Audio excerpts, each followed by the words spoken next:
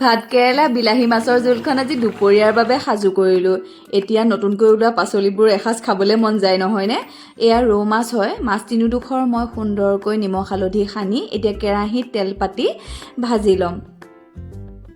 এয়া তেল গৰম হৈছে, লাহে লাহে মাছকেইডোখৰ ভাজি ল'লোঁ। আনফালে এতিয়া মাছ সিজে মানে মই পাচলিখিনি যোগাৰ কৰি ল'ম। এয়া ভাতকেৰেলা অকণমান একেবাৰে পাতলকৈ কাটিছোঁ। কিনা হাঁহৰ বোলে ঠোঁটলৈকে মঙহ নহয়নে? চুচি লৈ ভালদৰে এতিয়া ধুই মেলি ল'লোঁ। দীঘলীয়া দীঘলীয়াকৈ কাটিছোঁ ভাতকেৰেলা আৰু আলু, তেতিয়া পটকৈ সিজে। এইপিনে মোৰ মাছ ভজা হৈ গ'ল।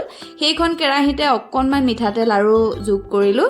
তাৰপিছতে কালজিৰা, পিঁয়াজ আৰু কেঁচা জলকীয়া দুটা কাটি কাটি ৰখা ভাতকেৰেলা আলু দিলোঁ। এইখিনি অকণমান সময় ভাজি থাকিম।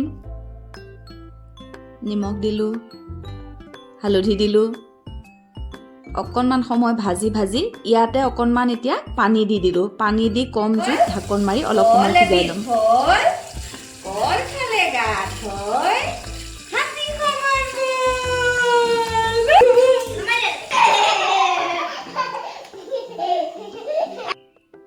এয়া ভতিজী আৰু সোণাই খেলিলে অলপ সময়, সিহঁতৰ লগতো অকণমান লাগিলোঁ।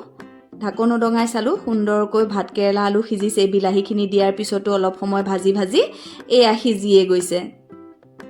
এতিয়া মাছ দুডোখৰ দি দিম। মাছ দুডোখৰ দিয়াৰ পিছতে লাহেকৈ লৰাই ল'ম।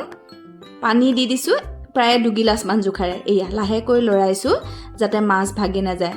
তাৰপিছতে ধনিয়া কাটি দি আমাৰ গৰমে গৰমে তৰকাৰীখন পৰিৱেশন কৰিব হ'লেই নহয়। আপোনালোকে আজি দুপৰীয়া কোনে কোনে কি ৰান্ধিছে জনাবচোন দেই। এনেকুৱা থলুৱা জুতিবোৰ খাই নিশ্চয় ভাল লাগে নহয়নে? এয়া